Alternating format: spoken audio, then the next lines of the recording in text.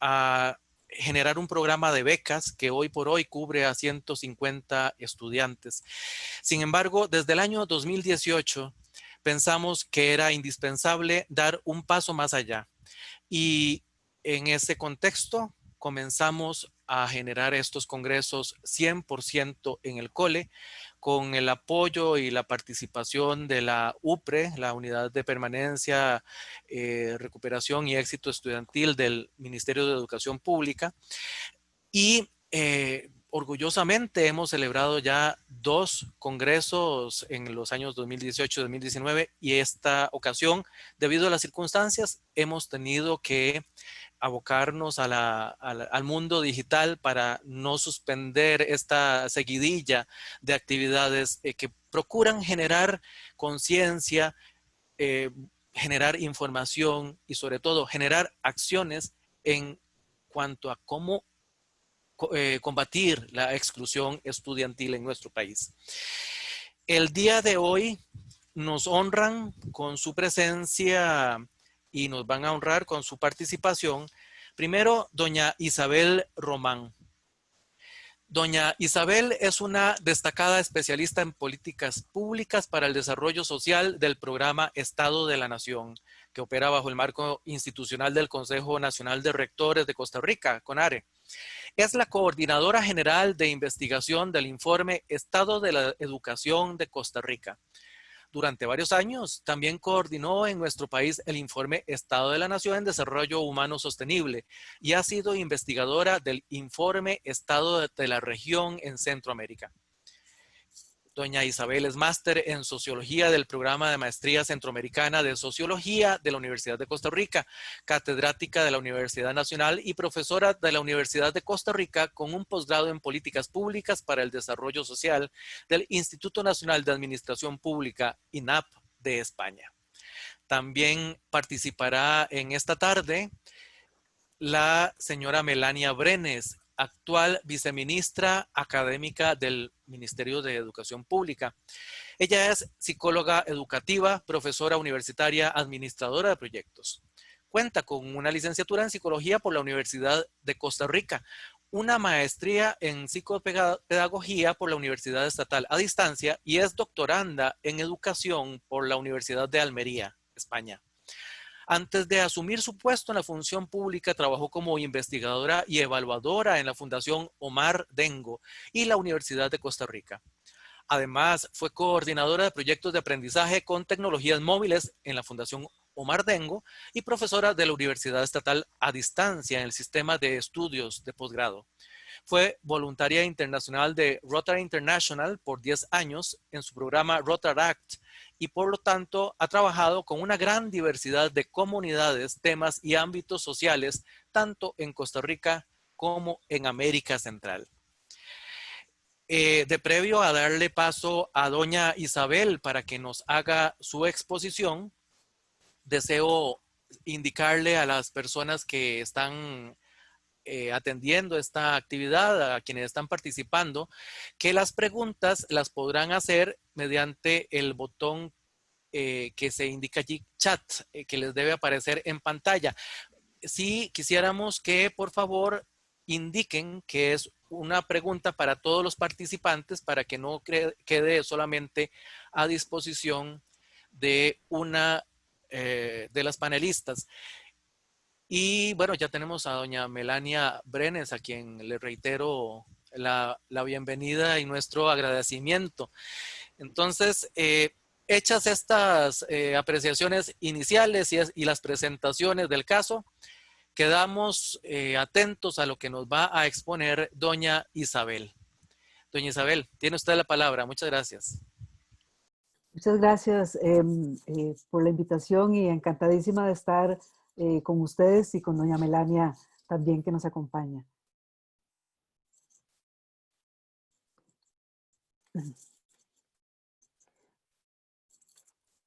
Bueno, en primer lugar, de nuevo agradecerle a doña Linda y a su equipo de Tejedores de Sueños por la invitación a participar en este conversatorio y poder compartir con ustedes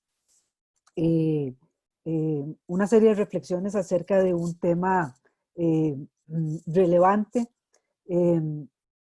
hoy muchísimo más relevante, que es el de las brechas y el tema de la exclusión social que tenemos y que dificultan el aprendizaje en el actual contexto y que colocan el tema del desafío de la equidad en un lugar prioritario.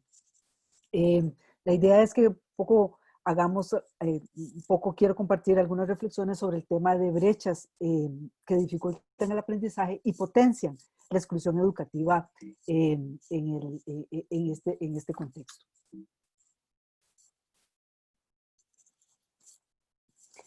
Quizá empezar diciendo que el sistema educativo fue uno de los primeros afectados,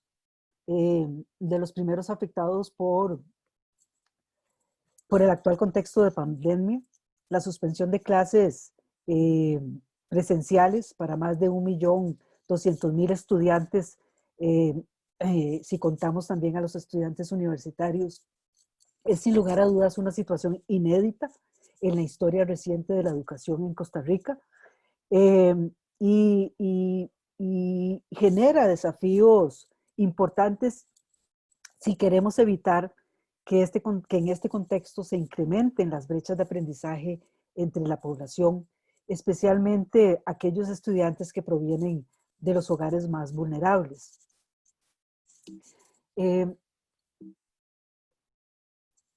Uno de los aspectos que quisiera empezar diciendo es que quizá hoy más que nunca queda claro para la sociedad costarricense la importancia de la educación y de la escuela como un espacio importante para el aprendizaje de los estudiantes, pero también no solamente como un espacio para el aprendizaje, también como un espacio para la nutrición, un espacio para la construcción de relaciones sociales y de convivencia, y también un espacio para la protección y el cuidado. Y para la protección de nuestros niños, niñas y adolescentes de situaciones de violencia en los hogares y en las calles. Pero la escuela, y en especial la escuela pública, es también un espacio, y eso es una idea que quisiera subrayar, es un espacio que iguala y que atenúa la desigualdad social. ¿Y por qué digo esto? Bueno, porque fuera de la escuela, la realidad, como todos sabemos, es muy desigual. En los últimos 20 años en nuestro país, como todos conocemos, se ha incrementado la desigualdad. Ustedes observan ahora un indicador que se utiliza mucho para medir la desigualdad, que es el índice de Gini, ¿verdad? Y es el que mide el aumento de la concentración del ingreso. Es un indicador que va de 0 a 1, de tal manera que entre más se acerque a 1 este indicador, pues más desigual es nuestro país. Hoy figura Costa Rica como uno de los países más desiguales de América Latina. Y esto significa que tenemos hogares en condiciones muy, muy distintas para hacer frente a la pandemia. Veamos las diferencias que hoy tenemos, por ejemplo, entre los hogares pobres y los hogares más ricos o de mayores ingresos, según la encuesta nacional de hogares, la última que tenemos disponible. Vean ustedes cómo el número de hijos por hogar es mayor a 3 en los hogares más pobres en comparación con los hogares más ricos, ¿verdad?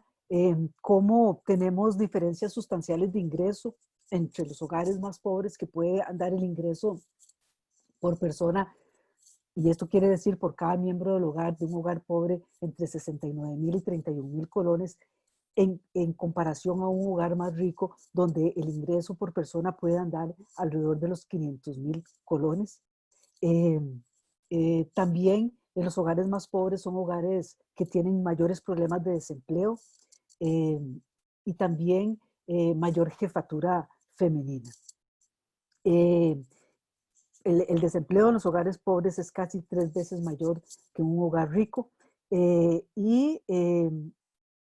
el caso de la jefatura femenina lo menciono porque en ella muchas de estas madres son madres solas que tienen que salir a trabajar y darle de comer a sus hijos. Otro dato preocupante en esta realidad es que en los hogares pobres, en los hogares pobres hay más presencia de menores de 12 años, alrededor de un 35%, que es lo que ustedes pueden observar en este gráfico en anaranjado, ¿verdad? ¿Qué quiere decir eso? Bueno, que 1 de cada 3 niños en edades en el país vive en hogares pobres, y también en estos hogares hay una cantidad importante de jóvenes entre 13 y 17 años. ¿Y por qué señalo estos datos? Bueno, porque tenemos que tener claro que la escuela eh, improvisada en casa, como hoy ocurre, ¿verdad? Está determinada por el capital social, económico y cultural de los hogares.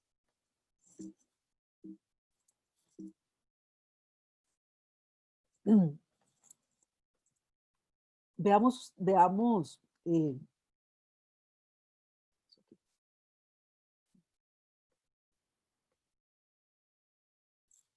veamos un dato importante, veamos en detalle las brechas para comprender mejor por qué la situación actual es preocupante.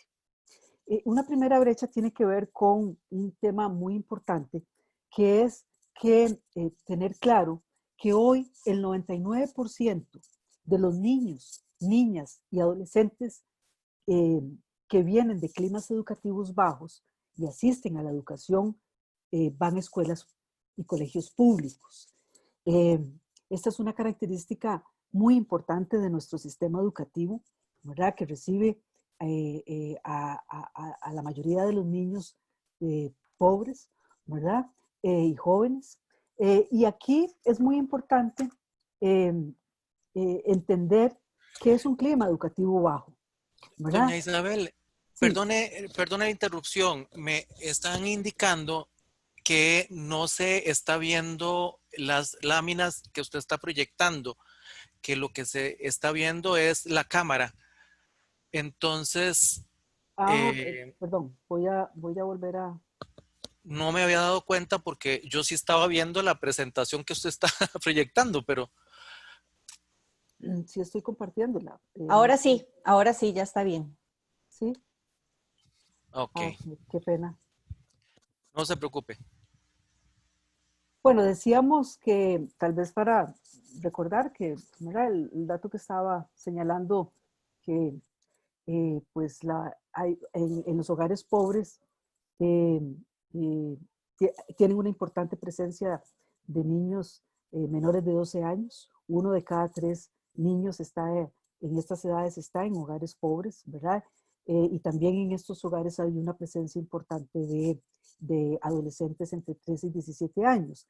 Eh, y decía esto porque eh, estos datos eh, son importantes de tener en cuenta porque la escuela improvisada en casa está determinada por el capital social, económico y cultural de los hogares. Decía, y aquí veamos en detalle las brechas que tenemos. Y la primera brecha que señalaba es que hoy el 99% de los niños, niñas y adolescentes que vienen de hogares pobres y de climas educativos bajos asisten a la escuela y a los colegios públicos. Y esta es una característica de nuestro sistema educativo que es una fortaleza y bueno, y también nos carga de una enorme responsabilidad. Eh, en esta mayoría de hogares, cuando hablamos de climas educativos bajos, ¿qué quiere decir? Bueno, estamos hablando de hogares donde el promedio, todos los adultos que en ella viven tienen primaria incompleta o menos, ¿verdad? Eh, y tienen una cantidad importante de niños y adolescentes. Estos hogares son hogares donde los padres están fundamentalmente ocupados en generar el ingreso en los hogares para comer, ¿verdad? Y en ese tanto tienen menor tiempo y menos recursos cognitivos para apoyar a sus hijos, ¿verdad?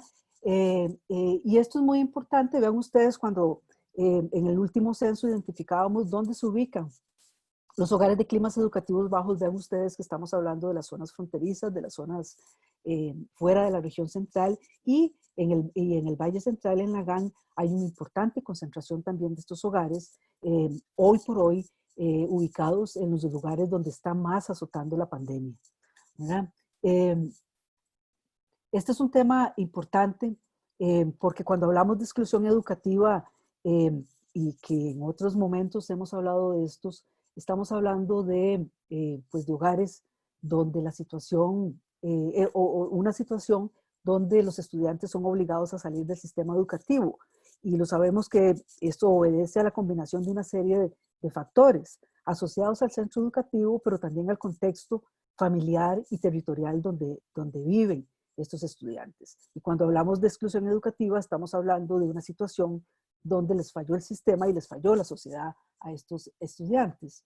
Y donde el tema de la desigualdad económica es un tema muy importante como uno de los factores que priva, porque cuando en los hogares pues aprieta el asunto económico, ¿verdad? Y las familias, como hoy ocurre con el alto desempleo que tenemos, más de un 24% de desempleo, que golpea especialmente a los hogares pobres, pues entonces los hogares, especialmente para los padres no calificados, les cuesta, digamos, valorar el retorno de la educación, o sea, el retorno, valorar la importancia de que sus hijos permanezcan en el sistema educativo y saber que entre más se mantengan en el sistema educativo, pues va a haber un retorno en el mediano y largo plazo de esa inversión. Cuando el tiempo y la crisis aprieta, pues la verdad es que los hogares empiezan a tomar decisiones en la línea de sacar a los estudiantes, especialmente a los jóvenes, para apoyar en el ingreso familiar. Entonces, esto es muy importante porque para subsanar esta situación es fundamental que la población estudiantil mantenga el contacto con sus docentes, ¿verdad? Los docentes son irreemplazables, ¿verdad? Son el acto educativo y lo fundamental del acto educativo es la interacción docente-alumno, ¿verdad? Porque esa relación es la que permite a los niños, especialmente de capitales culturales bajos y de hogares más pobres, nivelar la cancha. Es el docente el que permite esa nivelación de la cancha en el sistema educativo. Por eso es que es tan importante y por eso decimos que el sistema educativo atenúa y iguala, mientras que la escuela improvisada afuera de la casa profundiza las desigualdades, ¿verdad? Sin embargo, aquí surge una segunda brecha que tenemos en este contexto, ¿verdad? En que los docentes, pues no solamente los estudiantes se fueron a la casa, sino que también los docentes, porque todos tenemos que cuidarnos, ¿verdad? Y ese contacto tan importante entre los docentes y los alumnos hoy solo puede ser por vía virtual y a distancia. Y acá surge otra brecha importante, que es la brecha asociada a la conectividad, ¿verdad? No todos los estudiantes están en las mismas condiciones. Vean ustedes, cuando analizamos con la última encuesta de hogares, entre los estudiantes de 5 a 18 años que asisten a la educación y viven en hogares de mayor ingreso, estos niños y jóvenes tienen acceso en un 80% a una buena conectividad, fibra óptica, ¿verdad? Mientras que esa conectividad para los hogares más pobres, los del primer quintil de ingreso, pues es de apenas un 37%, ¿verdad? Además de que un 48% de esos niños y jóvenes solo se conectan a Internet por celular y hay un 10% que definitivamente no se conecta, ¿verdad? Si sumamos la encuesta de hogares del 2019, ya teníamos más de 418,000 estudiantes que no tenían condiciones adecuadas para recibir una educación a distancia en sus hogares, ¿verdad? En los niños y jóvenes más pobres, pues estábamos hablando de 186,000 estudiantes que estaban en esas condiciones. Ahora, gracias a los registros del ministerio, me imagino que doña Melania pues nos afinará estos datos ya están más actualizados por el ministerio y sabemos que hay una cantidad aproximada de unos 500,000 estudiantes que no están teniendo pues acceso a todas estas condiciones adecuadas. ¿Qué significa todo esto? Bueno, esto lo que nos dice es que el piso no está parejo para todos, ¿verdad? Los niños que asisten a los centros públicos, que son la mayoría, están en desventaja respecto a la población que asiste a los centros de educación privados, que son la minoría, son apenas el 7% de la población estudiantil, y esos no han visto, esos niños y jóvenes no han visto interrumpidos sus lecciones y han seguido recibiendo clases de manera virtual en las mejores condiciones, ¿verdad?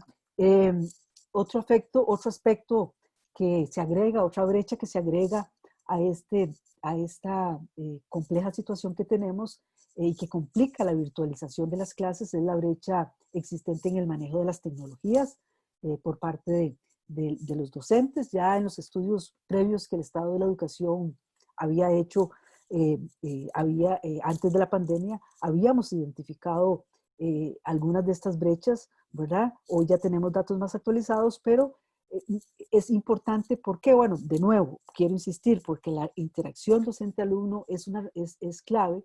Una brecha que afecte, cualquier brecha que afecte esta relación es importante. Nosotros en estudios anteriores habíamos identificado que en general la mayor parte de los docentes tenían acceso a una computadora bueno, y tenían acceso a internet, ¿verdad? Teníamos como dato previo a la pandemia que un 67% no usaba esa computadora pese a tenerla para desarrollo profesional, y hoy sabemos que, bueno, pues todo esto nos ha implicado cambios muy importantes, ¿verdad? Y la buena noticia de la pandemia es que nos ha ayudado a acelerar procesos que venían desarrollándose de manera muy lenta, pero que ahora pues se han acelerado y ya tenemos pues una cantidad importante ya de nuestros docentes, por dicha, conectados y utilizando la tecnología, y eso es realmente una ganancia y una enorme oportunidad.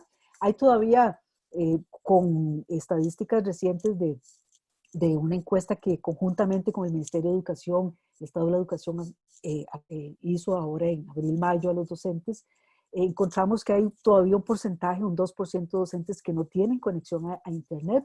Parecería que 2% es bajo, pero no es bajo. O sea, cuando estamos hablando de unos 751 docentes ubicados en regiones fuera de la GAN especialmente, que no tienen conexión. Y esto lo llamo, lo traigo aquí a colación porque cada docente que esté desconectado de sus estudiantes es una pérdida para el país, y tenemos que asegurarnos que esa conexión exista, no solamente por internet, por todos los medios posibles, pero especialmente que sea posible, especialmente en aquellas zonas donde tenemos a los estudiantes más vulnerables. Una cuarta brecha que pues también, pues una quinta brecha que quiero señalar, son las desigualdades que ya teníamos al interior del sistema educativo antes de la pandemia, ¿verdad? Y que pues son desigualdades internas que tiene nuestro sistema educativo en términos de pues las diferencias en cuanto a modalidades, el contexto donde están las escuelas, la infraestructura que tienen, los recursos educativos. Esas son pues cosas que pues están ahí pesando, y que de todas ellas quiero llamar la atención sobre una población especialmente vulnerable, que es la población de colegios nocturnos, que es un núcleo duro de exclusión educativa, ¿verdad? Porque ahí tenemos estudiantes con los mayores problemas de deserción, aprobación y repitencia, con mayor probabilidad de abandonar los estudios, y además que son estudiantes que estudian y trabajan, ¿verdad? O sea, deberían ser nuestros chineados del sistema, pero no lo son. Y ahora en el contexto de pandemia, pues deben ser un foco particularmente de atención en nuestra lucha y combate contra la exclusión educativa. En suma, frente a todas estas brechas que tenemos, pues si no actuamos con acciones rápidas y con acciones claras, las desigualdades educativas puede ampliarse, ¿verdad? Y es lo que no queremos, ¿verdad? Si no actuamos, pues esto puede generar, profundizar esas brechas, pero también aumentar el fracaso, generar el distanciamiento de la escuela, pero ya no por la pandemia, ¿verdad? Sino por el abandono temprano que puede darse en muchos de estos hogares, especialmente los más vulnerables, ¿verdad? No debemos olvidar que estamos frente a una generación que ha experimentado importantes interrupciones, ¿verdad? En los últimos 2 años, la huelga del 2018, la salida del ministro del 2019 y pues ahora la pandemia, ¿verdad? Y es por eso que tenemos que hoy más que nunca colocar el desafío de la equidad en un lugar central de nuestras discusiones, ¿verdad? Hoy, más que nunca, tenemos que cuidar a todos nuestros estudiantes y especialmente priorizar en nuestros estudiantes más vulnerables, ¿verdad? Vivimos tiempos complejos, ¿verdad? La pandemia es ciertamente una amenaza, pero también es una oportunidad, ¿verdad? Es una oportunidad para cambiar y para sacudir el status quo, ¿verdad? Y para hacer cambios disruptivos e innovadores con sentido de urgencia. Y esto, pues ya estamos haciendo cambios disruptivos con sentido de urgencia porque la realidad nos ha colocado en esta situación. Recordemos eh, que tenemos que mirar hacia el futuro.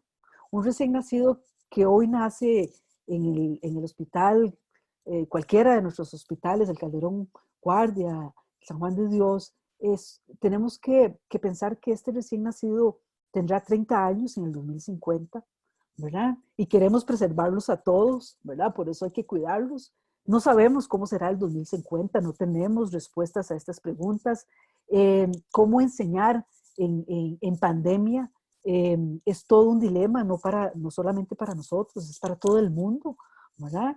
Y no tenemos respuestas, ¿verdad? Tenemos algunas pistas, ¿verdad? Como dice Yuval Noah Harari, el futuro se configurará de una receta que tendrá elementos claves con inteligencia artificial, biotecnología, big data, y será un futuro lo suficientemente distinto para cambiar, dice este autor, cerebros, cuerpos y mentes, ¿verdad? Y una de las características fundamentales del siglo XXI es que la discontinuidad y la incertidumbre serán las constantes en esa ecuación del 2050. Esto lo señalaba este autor y vean ustedes cómo ya lo estamos experimentando en carne propia, toda la humanidad, esta discontinuidad y esta incertidumbre, y esta va a ser la tónica de estas generaciones, ¿verdad? Por eso es que aquí surgen las grandes preguntas de qué hemos de enseñarle a este niño y niña y adolescente a sobrevivir y prosperar en el 2050, incluso en el 2100, si es que le va bien y aún está vivo, ¿verdad? ¿Qué habilidades necesita para conseguir trabajo y para orientarse en el laberinto de la vida, ¿verdad? Bueno, pues es claro que hoy más que nunca nos toca repensar la escuela. Nos toca repensar la escuela porque ya no hay vuelta atrás, ¿verdad? Y hoy más que nunca hemos aprendido que con la pandemia, que necesitamos una nueva escuela que le enseñe a nuestros niños, niñas y adolescentes a tener una mucha flexibilidad mental y una grandes reservas de equilibrio emocional para que puedan desprenderse de manera repetida de lo que conocen y sentirse cómodos con lo desconocido. Eso es lo que a esta generación pues, le toca, ¿verdad? Sentirse cómoda con el cambio acelerado y permanente, tener equilibrio emocional para esos cambios, ¿verdad? Y obviamente, pues esto nos plantea que hoy más que nunca tenemos que enseñar para la comprensión, para comprender las ideas de una manera profunda y operar con ellas de un modo efectivo. Y por eso es muy importante que en este salto que tenemos que dar, potenciemos las capacidades de pensamiento complejo de nuestros estudiantes, la capacidad de analizar, de indagar, de expresarse, de trabajar en equipo, de resolver problemas. No debemos seguir con esa escuela o esa escuela que conocimos cargada de contenidos y entonces seguir repitiendo en la pandemia esta historia de cargar y de cargar y de cargar contenidos y apelar a la memorización. Son importantes los contenidos y la memorización son importantes, pero obviamente más importante es en este contexto aprovechar para dar un salto hacia el aprendizaje significativo, a promover en nuestros estudiantes su capacidad de explorar, de analizar, de entender su contexto cotidiano, sus contextos significativos, lo que les es significativo. Ya sabemos, y con esto voy terminando, que los factores asociados a la exclusión de los estudios que pues hemos hecho en el país por distintas entidades, que hay distintos factores que potencian la exclusión, ¿verdad? Desde los económicos, pues la trayectoria académica de los estudiantes, las condiciones del centro educativo, pero uno de los factores más importantes que nosotros hemos identificado en nuestras investigaciones es que por encima de las becas, por encima de la mala situación económica de los hogares, el factor que más retiene a los estudiantes en el sistema educativo es la satisfacción, sentirse satisfechos y apoyados por sus docentes. Es ese vínculo humano y emocional con los docentes. Y por eso es que es tan importante fortalecer y preservar a toda costa este vínculo. La población excluida, ya sabíamos por estudios anteriores que no es homogénea, ¿verdad? Estamos hablando de población que se excluye del sistema educativo por pobre, ¿verdad? Por condiciones económicas, porque no tienen acceso a los recursos para trasladarse al sistema educativo. En este caso, no tienen recursos virtualmente para conectarse con sus docentes. Los estudiantes insatisfechos, o sea, que no se sienten identificados ni en contacto emocional con sus docentes, y las mujeres, ¿verdad? Porque esta es una sociedad bastante desigual en términos de brechas de género. Esta población está ahí, no se ha ido, ¿verdad? Y puede incrementarse en este contexto de pandemia.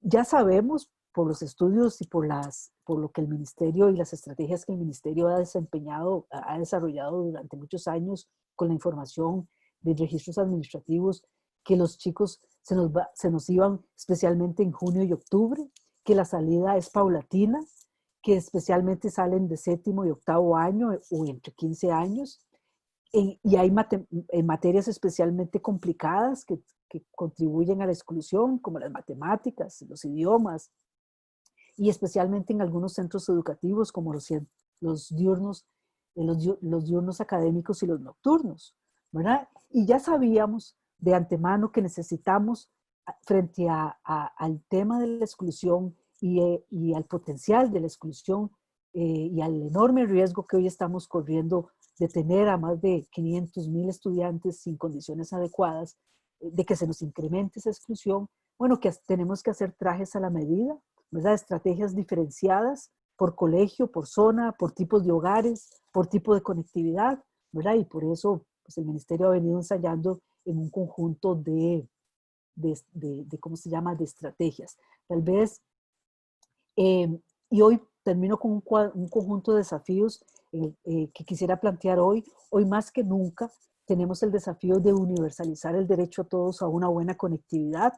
Ya veníamos trabajando en la conectividad de los centros educativos y tenemos que seguirlo haciendo, pero también tenemos que avanzar hacia la universalización de la conectividad desde los hogares para que esta educación que va a ser en adelante presencial y virtual sea posible y fluya, ¿verdad? Tenemos que generar nuevas y mejores relaciones entre los docentes y los alumnos, y por eso es que hoy por hoy necesitamos que proteger y apoyar esta relación y necesitamos también hacer acciones afirmativas urgentes para los estudiantes más vulnerables.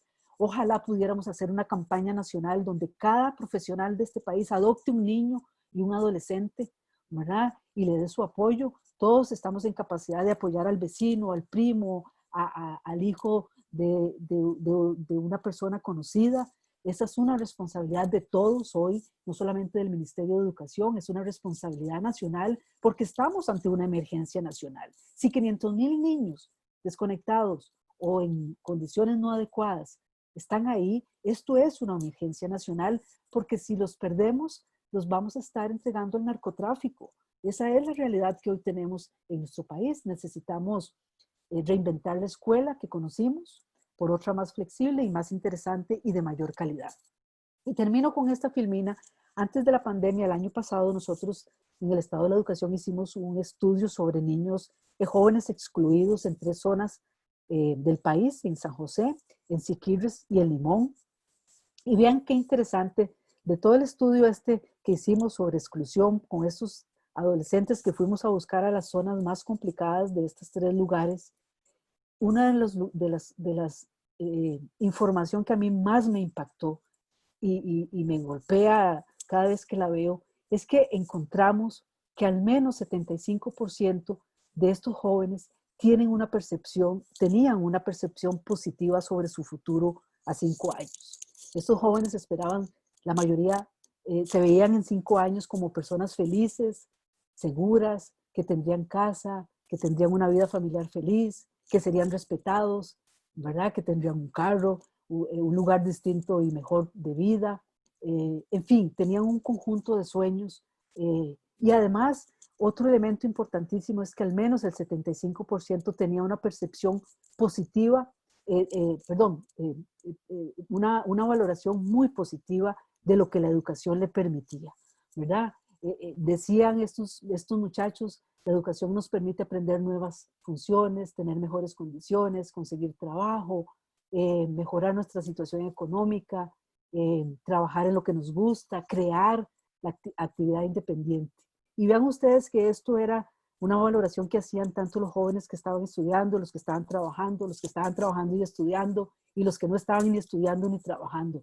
Independientemente de esa condición, vean ustedes que estos jóvenes no solamente creían en que era posible tener un futuro mejor, sino que también creían que la educación era el vínculo y era el camino y la ruta que los iba a llevar a esa realidad más feliz. Y con esto termino. Si estos jóvenes en estas condiciones nos decían y estaban positivos frente al futuro y apostaban por la educación, sin lugar a dudas, esto nos pone a todos a pensar como ellos. Hoy más que nunca, y con esto termino, debemos pensar que estos jóvenes merecen ser felices, debemos asegurarles con nuestro trabajo cotidiano, en lo que podamos hacer todos, asegurarles esa felicidad y sobre todo asegurarles que esa felicidad va a ser posible manteniéndose en el sistema educativo y desarrollándose en ese sistema todas sus potencialidades y todas sus habilidades. Muchas gracias.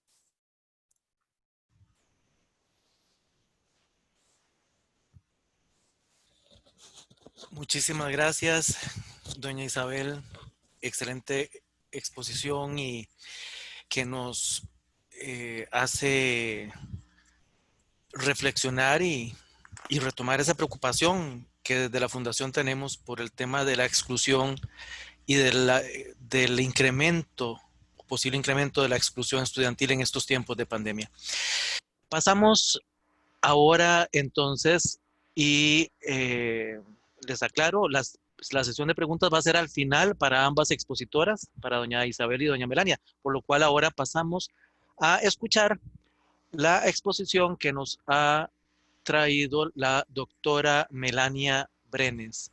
Así que, doña Melania, le escuchamos, quedamos atentos. Perfecto, muchísimas gracias. Bueno, muchas gracias y muchas gracias a Isabel por esa presentación tan excelente. Realmente, pues, siempre que yo escucho, ¿verdad?, Isabel hablar, compartir datos y desde luego que tenemos muchos puntos en común sobre lo que pensamos y sobre lo que sabemos del sistema educativo y dónde están los nudos y los cuellos de botella que queremos mejorar. Me voy a permitir iniciar mi presentación presentando un video como parte de las acciones que el Ministerio de Educación Pública ha venido desarrollando en los últimos tiempos en el marco de la retención escolar. Entonces voy a iniciar mi presentación con ese video. Nada más me indican si lo están observando. Sí, correcto, se ve. Ok. Voy a nada más asegurarme que tiene el audio.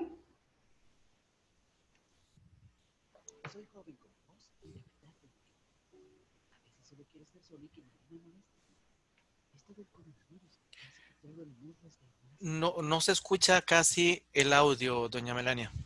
No se escucha, pero se escucha un poquito. Como muy, muy, muy lejano. Vamos a ver. Ustedes me dicen ahí.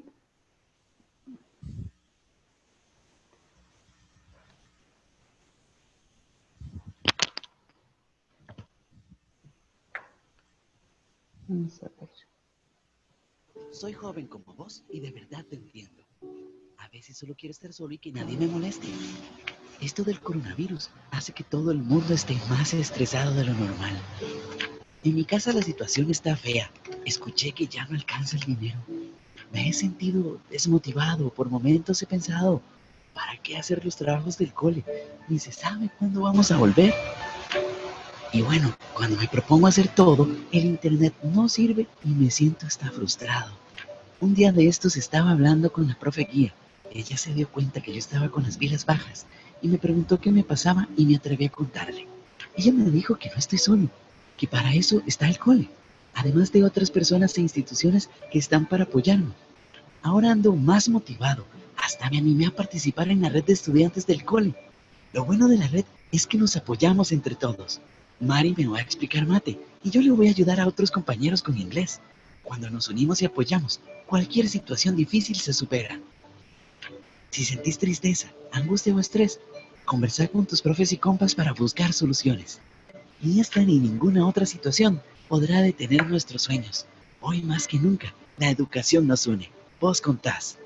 Un mensaje del MEP, UPRE y Proeduca.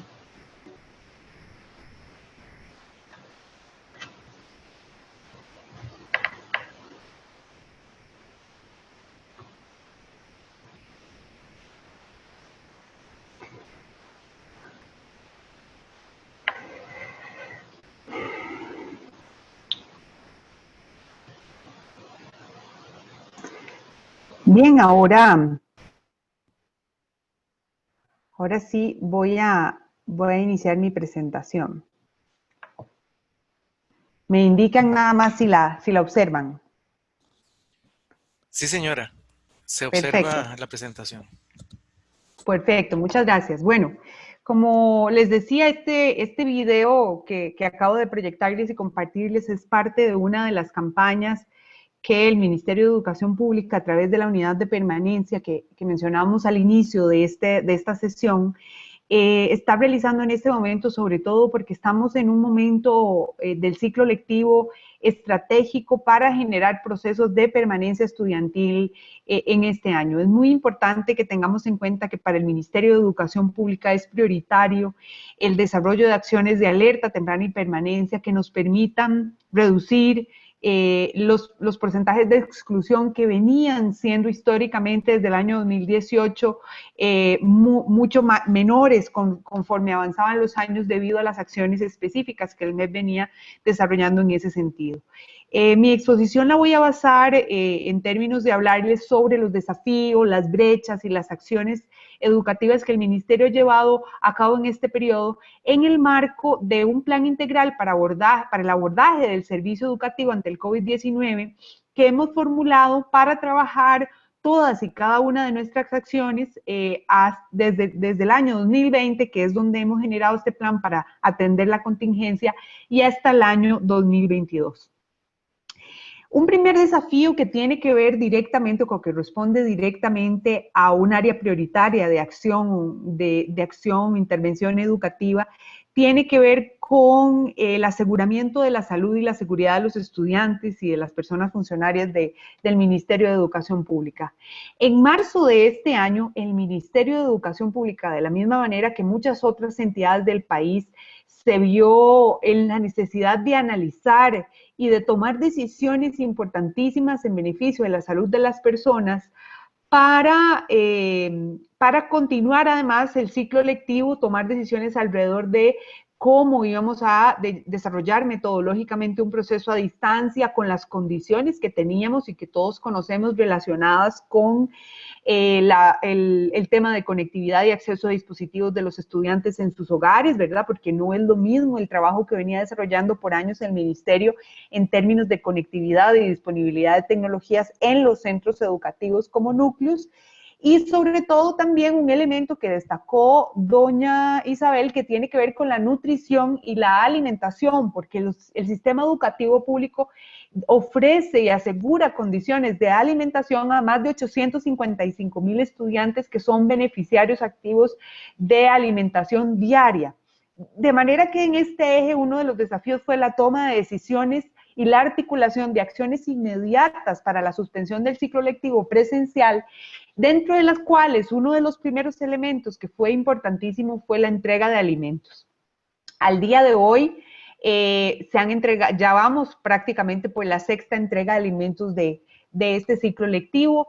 Cambiamos, como también es sabido, la modalidad de los comedores escolares por la entrega de un diario para las personas estudiantes que compensara la alimentación durante un periodo del tiempo y la semana en las familias, y sabemos, porque lo hemos evaluado y monitoreado, que esto ha sido un apoyo fundamental en el desarrollo del proceso educativo que hemos podido desarrollar en este momento y sobre todo también, como lo decía Isabel, en solventar muchas de las inequidades de acceso a la alimentación que hoy por hoy enfrentan nuestras familias según sus quintiles de ingreso y sus posiciones, digamos, en este caso, en la situación económica del país. Otro elemento que fue muy importante en temas de aseguramiento de la salud y la seguridad fue toda la implementación de protocolos de aprendizaje a distancia y toda la implementación del apoyo educativo y del teletrabajo en muchos de nuestros funcionarios, y también en general todo un sistema de digitalización que nos permitiera asegurar la salud de todas las personas que trabajan para el sistema educativo público del país. Además, existió un trabajo inicial muy importante con el AIA y con la Comisión Nacional de Emergencias para la provisión de agua potable en algunos centros educativos con problemas de agua, sobre todo en preparación de las condiciones para un eventual regreso al ciclo educativo presencial en el periodo en que estamos trabajando. El otro desafío importante que conlleva y ha conllevado una serie de acciones de intervención educativa para nosotros, y que en este desafío segundo es que me voy a detener un poco más para explicarles y compartirles algunos hallazgos que Isabel comentaba también, que probablemente yo traía unos datos un poco más nuevos de lo que hemos capturado, recopilado en los últimos meses también. Tiene que ver con el aseguramiento a las personas estudiantes de un aprendizaje en condiciones pertinentes y equitativas, que esto es quizás uno de los mayores retos en una contingencia como esta, y que también lo decía la señora Isabel Román, que está influido por una serie de condiciones sociales y económicas que también en muchos sentidos sobrepasa muchas veces las posibilidades del sistema para responder adecuadamente también a condiciones en este sentido para todas las personas estudiantes. Y específicamente en este desafío me voy a referir específicamente a estos 5 puntos importantes que sé que son del interés para este seminario virtual. Y el primero es el tema de brecha digital y el segundo de aprendizajes por alcanzar. Ahí voy a compartir con ustedes algunos datos relevantes de los resultados de los sistemas de monitoreo que hemos llevado a cabo en los últimos tiempos en el Ministerio, y después me voy a devolver a estos 3, tiempo de escolarización, exclusión escolar y promoción escolar, para desarrollarlos específicamente en este desafío. Pero vamos a hablar un poquito primero de algunos resultados de las acciones que hemos realizado como Ministerio sobre temas de brecha digital. Al inicio del curso lectivo del año 2020, era en ese momento, en febrero de este año, era todavía no una realidad, y era algo que no habíamos imaginado, la posibilidad de que las personas estudiantes matriculadas en el sistema educativo público del país pudieran acceder, en este caso, a una cuenta de correo electrónico del Ministerio Oficial que les permitiera además habilitar un sistema de Office 365 para comunicarse, para trabajar y para desarrollar procesos de aprendizaje de manera virtual. Hoy por hoy, a partir de todas las acciones que hemos desarrollado y gracias a la posibilidad de tener por primera vez en la historia del Ministerio la matrícula digitalizada, que nos permite tener un récord, un registro y un expediente en desarrollo, que está siendo desarrollado para cada persona estudiante en específico, tenemos que casi ya 581.765 estudiantes tienen su cuenta de correo electrónico creada, y la han activado y se encuentran utilizándola. Estos datos desde el mes de marzo hasta agosto del año 2020 han incrementado.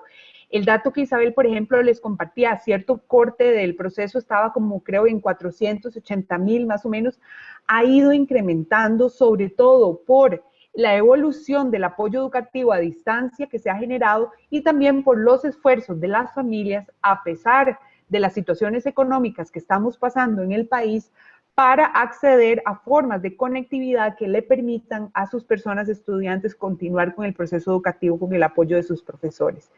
Entonces, este número es el que manejamos al día de hoy y que desde el mes de marzo ha venido en aumento. Eso significa que hoy por hoy, en menos de un semestre, el MEP ha logrado una cobertura del 53.44% de sus estudiantes con la plataforma Teams y con el correo, a través de la cuenta de correo electrónico oficial del Ministerio. Con respecto a datos de conectividad, que ya también hacia mes de julio del año 2020 tenemos una base que nos permite conocer las situaciones por dirección regional y por estudiante, podemos decir que un 56.8% de las personas estudiantes poseen conectividad en sus hogares y un 34.8% no poseen todavía. En este censo que tenemos corriendo en un sistema de monitoreo de centros educativos, todavía falta información del 8.4% de estudiantes de la matrícula total país. Pero sabemos de manera ya certera que en el caso de los estudiantes del ministerio, nosotros requerimos proyectar soluciones de conectividad y dispositivos como país para un 35% de las personas estudiantes. Es decir, un número importante en la cantidad de matrícula que tenemos a nivel nacional y que desde luego compromete al país, también como lo mencionaba Isabel, a desarrollar acciones inmediatas para atender esto. ¿Cuál es el desafío entonces relacionado con esto? Bueno, el acceso a conectividad y dispositivo para todas las personas estudiantes. En ese sentido, una de las acciones más recientes que estamos desarrollando y que se está trabajando duramente fue la generación de una mesa de trabajo en compañía del Ministerio del Ministerio de Ciencia y Tecnología, en compañía de SUTEL, para dinamizar y también para identificar un camino importante en la ejecución del programa de hogares conectados que ya se vienen desarrollando con los años, pero sobre todo la orientación de beneficiarios con respecto a este porcentaje estudiantil que el MEP tiene identificado en sus hogares que requieren tanto en diferentes escenarios el acceso a conectividad y dispositivos. Esto es un proceso que está en curso, que esperamos que tenga una respuesta país muy importante para estas personas estudiantes y que pues estamos poniendo todas y cada una de las acciones necesarias para poder concretarlo en compañía de otros ministerios como lo vengo diciendo. Otro elemento importante tiene que ver con desafíos en el marco de los aprendizajes por lograr. Ahora Isabel nos invitaba específicamente a que repensáramos el sistema educativo y a que repensáramos que no es una educación simplemente orientada a contenidos y a la memoria, y eso es muy importante tenerlo en cuenta, porque hoy por hoy, haciendo un balance del trabajo analítico que se hizo de todos y cada uno de los programas de estudio de las diferentes asignaturas y ciclos educativos, se mapearon más de 15,000 en conjunto, todos los programas del sistema, todo el currículum, más de 15,000 aprendizajes por lograr en toda la currícula nacional, que involucró que el Ministerio de Educación Pública tuviese que hacer un proceso de análisis y consulta a más de 6,000 educadores y asesores a nivel de todo el país para definir para este segundo semestre del año una serie de aprendizajes base por abordar, tanto por asignatura como por nivel en el segundo semestre del año, así como tener mapeados claramente aquellos que quedarían pendientes para un abordaje nivelatorio en el ciclo lectivo 2021.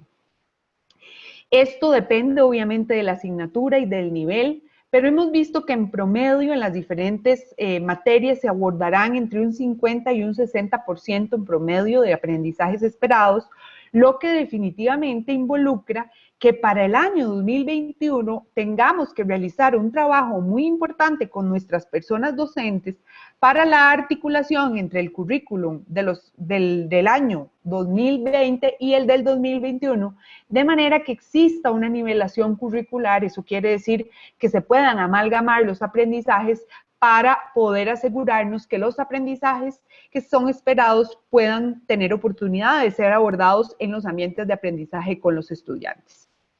En este mismo ámbito de los aprendizajes por lograr, es importante que tomemos en consideración una serie de análisis también que hemos desarrollado en el Ministerio de Educación Pública relacionados con simulaciones, por ejemplo, para tomar decisiones relacionadas, por ejemplo, con reaperturar el sistema educativo, con cómo es el estado, por ejemplo, en los puntajes de evaluaciones estandarizadas, en este caso PISA, que es hoy por hoy los datos que tenemos a la mano y las bases que nos permiten hacer análisis y simulaciones en este sentido.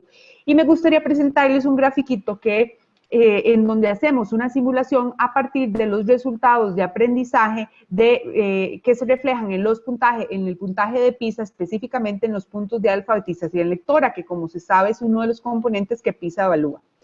En Costa Rica, en la última evaluación de PISA, el puntaje promedio obtenido por nuestras personas estudiantes en esta dimensión de alfabetización lectora fueron 430 puntos. Eso representa esa primera columna que dice línea base. Con la suspensión del ciclo lectivo presencial a septiembre de este año, la proyección de puntaje obtenido en PISA ya con la condición de estos meses de haber cerrado el ciclo lectivo baja aproximadamente a 416 puntos. Es decir, baja en 14 puntos el promedio que podría obtener un estudiante. Recordemos que esta es una simulación ya, digamos, por la situación acaecida y acontecida en septiembre del año 2020. Si nosotros, digamos, vivimos el escenario de no tener una reapertura, pero mantenernos con la educación a distancia, tenemos altas probabilidades de sostener el puntaje a 405 puntos. Y eso es una disminución de 25 puntos en las pruebas, que es, como vemos, pues altamente importante esa baja, digamos, que estaríamos proyectando, pero que es aún más acentuada si, por ejemplo, nosotros no abriéramos el sistema educativo de aquí, digamos, al mes de diciembre, pero además no diéramos ninguna disposición u orientación para el apoyo educativo a distancia, que eso es si, por ejemplo, nosotros no hubiéramos insistido en el sostenimiento del servicio educativo a través de una metodología, con unas guías de trabajo y con la búsqueda de una plataforma virtual de aprendizaje que permita, por lo menos a un porcentaje casi que del 50% de la población estudiantil, solventar los procesos educativos de educación a distancia. Es decir, que hoy por hoy todas las acciones que estamos haciendo, aunque vamos a tener afectaciones muy importantes en resultados en adelante, que tenemos que llevar acciones, como hemos dicho, muy importantes y definitorias en política educativa para apoyar a nuestras personas estudiantes y docentes, si el país no hubiera tenido una respuesta certera para el servicio educativo a distancia, como lo está haciendo, y como lo decía también Isabel, que ella lo describía como una escuela improvisada en casa, pero si aún sin esa escuela improvisada en casa no hubiéramos tomado las acciones necesarias como ministerio para dar las pautas que se requieren respecto al involucramiento de la familia y al involucramiento de las personas docentes en este proceso, los resultados serían aún más desesperanzadores para la población estudiantil en el sistema educativo público del país. Vamos a volver a los otros tres elementos importantes de este segundo desafío que estamos discutiendo en el marco de esta segunda área de atención prioritaria. Y es el tiempo de escolarización. A nivel internacional existen muchos estudios de comparabilidad sobre la cantidad de años efectivos, ¿verdad? Porque una cosa es la cantidad de años que están dispuestos en el sistema como estructura desde la primera infancia hasta el 12º o 5º año de la educación diversificada, que son alrededor de 14 años y medio y así, y realmente cuál es el tiempo efectivo. Y sabemos también que un desafío muy importante para estas generaciones de estudiantes es el tiempo de escolarización que se vio disminuido específicamente en este caso y sobre todo de escolarización presencial, y que si ya venía siendo afectado en muchos casos por una serie de elementos relacionados con el aprovechamiento efectivo del tiempo lectivo y otros elementos propios del sistema, también pues está siendo afectado en este proceso, aunque hemos mantenido el proceso educativo a distancia, está siendo afectado para muchos estudiantes. Nosotros tenemos que trabajar muy fuerte en el máximo aprovechamiento del tiempo lectivo del año, de este año, de lo que queda este año, y en el máximo aprovechamiento de estos tiempos en el 21, en el 22 y en adelante vamos a tener que empujar motores y hacer trabajos muy importantes de respeto y priorización en el tiempo efectivo de aula que los estudiantes tienen con sus docentes para poder solventar y ir equiparando hacia cantidad de años efectivos que nos comparan con países, por ejemplo, como Chile, donde el tiempo efectivo se ha valorado como en 12 años más o menos, y en nuestro país que ha venido en decremento, inclusive en los últimos años se ha analizado como un tiempo efectivo de 8.5 años que tenemos necesariamente que incrementar y que tenemos necesariamente que mejorar. El otro tema es el de la exclusión escolar, y este es un tema que nos convoca en este seminario virtual, que para el año 2019 habíamos logrado con todas las estrategias pasar de un 7.2 a un 5.2. Para este año esto es un desafío muy importante, ya estamos teniendo los primeros procesos de monitoreo sobre cuántos estudiantes no tenemos información y tenemos necesariamente que generar los protocolos de alerta temprana que nos permitan retener a esos estudiantes en el proceso educativo, y esperamos al cierre del año 2020 que podamos siquiera mantener ese 5.2 o disminuirlo, pero sabemos que todo va a depender de la efectividad de la implementación de los planes de retención que los centros educativos ejecuten y que nosotros pues también propongamos de manera directa desarrollar. El tercer punto es el de la promoción escolar en adelante, y este es un tema muy discutido, sobre el que he hablado mucho en muchas entrevistas, sobre todo a raíz del modelo de evaluación del aprendizaje que estamos proponiendo para este año, que también hemos comentado busca beneficiar y flexibilizar el progreso de los estudiantes, porque también hemos analizado las repercusiones en la exclusión escolar, por ejemplo, de las condiciones de sobreedad de las personas estudiantes en los ciclos y en los niveles educativos, y también en muchos casos en la influencia de la reprobación, si se quiere, de quedarse año, en la motivación y el interés por muchos de nuestras personas estudiantes para continuar estudiando. Entonces ahí hemos tomado una decisión de política educativa relacionada con favorecer una promoción escolar a través de procesos evaluativos formativos que no involucren necesariamente que el estudiante no reciba ningún tipo de descripción o de limitación del aprendizaje que logró en el año 2020, pero que sea una descripción cualitativa, producto de los criterios de niveles de progreso que están dispuestos hoy por hoy en las plantillas por habilidades que hemos venido trabajando desde el inicio del año con las personas docentes. Entonces, estamos en ese camino, no es un camino fácil, es un tipo de cultura evaluativa de aprendizaje que no existe necesariamente en el sistema educativo, y estamos tratando de generar procesos de cultura que nos permitan aprovechar la función evaluativa formativa para realmente poner la evaluación al servicio del aprendizaje de las personas estudiantes. El tercer desafío se enmarca en un área prioritaria de intervención que tiene que ver con apoyar a los funcionarios del MEP en sus diferentes niveles durante el proceso. Esto quiere decir todos los procesos formativos de capacitación y actualización que hemos tenido que llevar a cabo. Este es quizá uno de los desafíos que teníamos al inicio más importantes. Tuvimos que habilitar sistemas digitales a los que el MEP no estaba acostumbrado a trabajar, por ejemplo, para trabajar cursos virtuales masivos.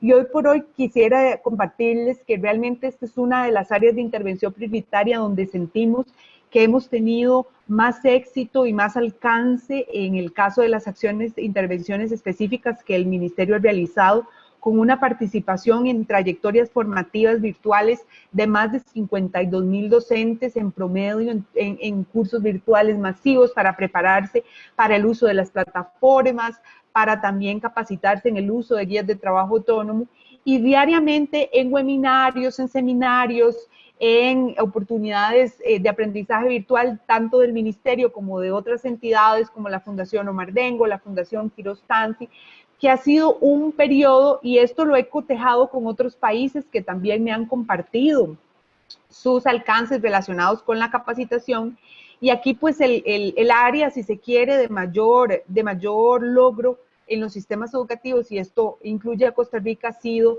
ese compromiso y también el interés de los funcionarios, las personas docentes, supervisores, asesores y asesores regionales de todo el país, por aprovechar la virtualidad para capacitarse y sobre todo para informarse de todas y cada una de las acciones que es importante llevar a cabo o que ha sido importante llevar a cabo en este periodo. El cuarto desafío, y no menos importante, tiene que ver con el aseguramiento de una gestión operativa robusta y el presupuesto necesario. Esto es un desafío importantísimo, pues porque como ustedes saben, hemos tenido que trabajar de manera muy importante las autoridades y también las áreas técnicas del ministerio para generar ahorros importantes y contribuir en la situación financiera tan complicada del país. Nosotros hoy por hoy hemos tratado de generar todas las gestiones operativas robustas con los dineros y los fondos con los que hemos tenido que trabajar este año, haciendo acciones muy elementales de muy alto alcance, pero con una limitación importante de presupuesto. Y esperamos que para el año 2021 podamos tener un mejor panorama, pero sabemos que vamos a tener que trabajar de una manera más eficiente los recursos con los que contamos para seguir apoyando a nuestras personas docentes. Sin embargo, el panorama nos presenta una gran cantidad de retos a futuro que esperamos que podamos, en conjunto con las autoridades del Ministerio de Hacienda y obviamente las autoridades gubernamentales, continuar enriqueciendo y robusteciendo para lograr definitivamente metas y logros educativos que el país requiere y que dependen desde luego de decisiones en ese sentido. Y finalmente, un desafío que me gusta a mí siempre destacar y generarlo, porque tiene que ver con los procesos de comunicación y rendición de cuentas. Hemos hecho a nivel del sistema muchísimas acciones que cuando las enumeramos, cuando las ponemos en un informe, nos damos cuenta de la gran cantidad del inventario de acciones orientadas a los diferentes temas que sabemos que son de alta prioridad para el país en este momento, pero sabemos que si estas acciones no se comunican y no se rinde cuenta sobre ellas, no existen, de manera que estamos empeñados en participar en todas y cada una de las oportunidades que tengamos para dar cuentas al país y obviamente a la comunidad educativa en general sobre cómo estamos a nivel del avance en todas y cada una de las cosas que estamos haciendo, ser transparentes sobre cómo, por ejemplo, como el día de hoy, con respecto a lo que en adelante tienen que ser nuestros ejes prioritarios de acción en el marco de este plan integral y hacia dónde tenemos que orientar con una clara ruta a las políticas país en adelante para solventar esta situación inédita de la que también hablaba Isabel en el país, y esperamos pues desde luego que mejorar en todos los aspectos de comunicación y compartir todas y cada una de las acciones que permitan al sistema educativo saber y dar cuenta realmente de lo que hemos trabajado en este periodo a partir de este contexto que ha sido pues de grandes retos y de grandes también aprendizajes para el Ministerio de Educación Pública y en general para todos sus funcionarios y para el país. Así que con esto culmino. Muchísimas gracias.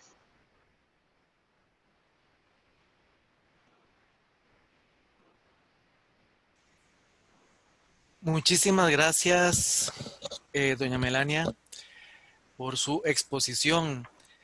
Vamos a iniciar a partir de ahora el periodo de preguntas y respuestas con las personas que están atendiendo este foro, esta primera parte de nuestro congreso 100% en el cole del año 2020. De manera que vamos a ver. Aquí tengo dos preguntas hechas por medio de de la utilidad de preguntas y respuestas de la plataforma que estamos utilizando. Pregunta don Cristian Álvarez a doña Isabel Román. Entendiendo que la virtualización de los procesos educativos es un reto sin parangón, no solo para nuestro país, sino para el mundo en general, y considerando además que la desigualdad social es aguda en nuestro país, me surgen dos consultas. ¿De qué referentes o experiencias exitosas, estudios, modelos o similares nos podemos valer para inspirar y generar esas innovaciones en nuestro sistema educativo, específicamente pensadas en la educación a distancia y virtual? Y número dos, ¿consideraría usted que tenemos una urgencia de una revolución educativa en todo sentido para poder adaptarnos a la realidad pre y pospandemia o peri y pospandemia? Entonces, Muchas gracias por la pregunta, me encanta la pregunta de la revolución. Y lo planteo por lo siguiente, la pandemia creó una disrupción, ¿verdad? Una ruptura, ¿verdad? Y es una ruptura en la capacidad del sistema educativo de hacer lo que venía haciendo y pensaba que estaba bien, ¿verdad? Y creo que hoy tenemos que tener muy claro que esta pandemia no solamente nos va a dejar muertes físicas, sino que también nos puede dejar muertes intelectuales, ¿verdad? Y el efecto, pues, indudablemente de tener una generación perdida que no quisiéramos, es una tarea que demanda un enorme liderazgo político y educativo de todos los sistemas, ¿verdad? Creo que la pandemia nos da como la oportunidad de hablar como con más sinceridad y despertajo, ¿verdad? O sea, como de ya, o sea, hablamos en serio, ¿verdad? O sea, hablamos sin... Ayer tenía una conversación muy linda con una gente del ministerio que estábamos ahí conversando en temas de secundaria, con la directora de evaluación, ¿verdad? Y yo le decía que a veces estamos como preocupados por lo operativo, ¿verdad? Y entonces el tema es, bueno, es cierto que la guía de trabajo autónomo es importante, pero la guía y la guía y la guía, y yo le decía, bueno, pero, y estamos discutiendo y estamos hablando de la teoría de la evaluación, estamos dedicándole el tiempo para sentarnos reposadamente con nuestros docentes y conversar sobre esa evaluación formativa, qué implica los aprendizajes significativos, pero más conceptualmente, más teoría, más volver a la universidad, ¿verdad? Aprovechar este tiempo para una reflexión más de volver a de estar haciendo esa reflexión más conceptual. Y por eso yo creo que esta es una responsabilidad de todos, decía, ¿verdad? Todos tenemos que preguntarnos cómo podemos ayudar en la pandemia y cómo hacer que la pandemia no nos genere esa generación que no queremos perder, no aumente las desigualdades y terminemos con sociedades al final más ingobernables, ¿verdad? Porque al final eso es los resultados que tenemos que tener claros. Ahora, y por eso cada uno debería preguntarse cuál es su plan para no tener, para contribuir, ¿verdad? Vean ustedes, la peste negra en Europa trajo en Italia el Renacimiento, ¿verdad? La fiebre española trajo a Hitler, ¿verdad? O sea, ¿qué hagamos frente a la pandemia? Pues es responsabilidad de todos, ¿verdad? Si queremos un Hitler o queremos una Florencia, un renacimiento. Y yo creo que acá lo que todos tenemos que apostar es por ese renacimiento. Hoy no hay recetas. La única certeza es que no hay recetas. Y eso es lo maravilloso, ¿verdad? Eso es lo maravilloso, que nos podemos reinventar. Tenemos el espacio para la imaginación, ¿verdad? Yo creo que hoy estamos frente a un sistema que se está redescubriendo como un sistema educativo para responder ante la crisis, ¿verdad? Y no hay momentos más creativos que los momentos de crisis, porque nos obligan a salirnos de nuestras zonas de confort, ¿verdad?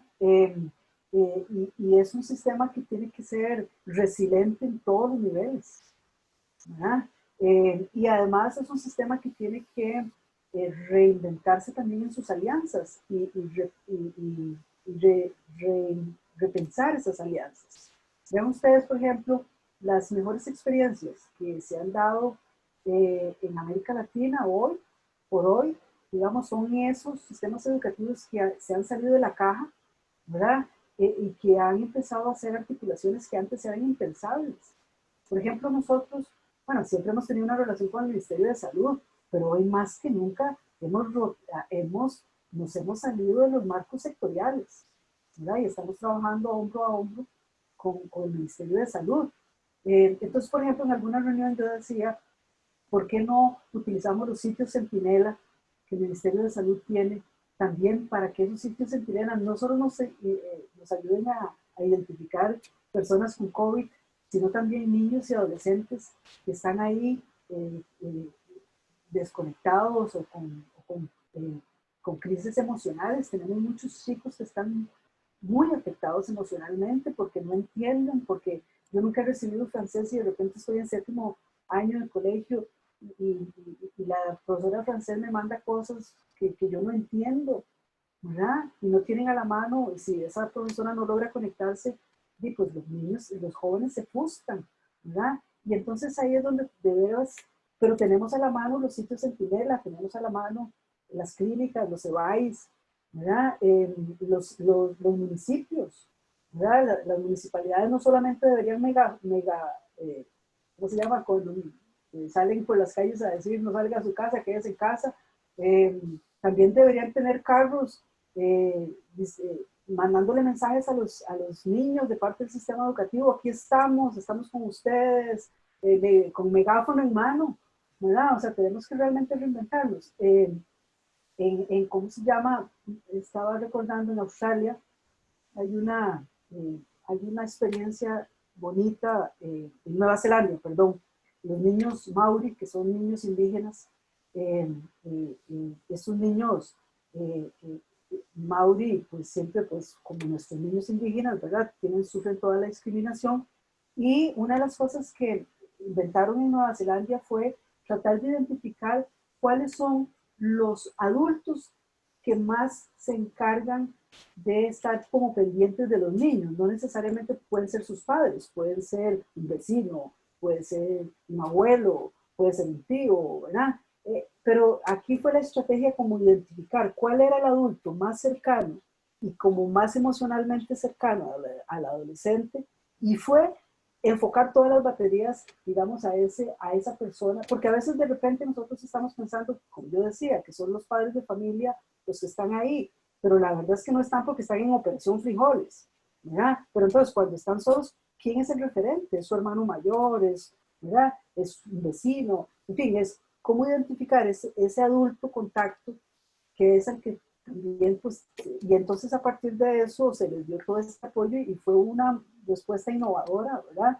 El tema de, bueno, obviamente toda la televisión, los esfuerzos que se han hecho, ¿verdad?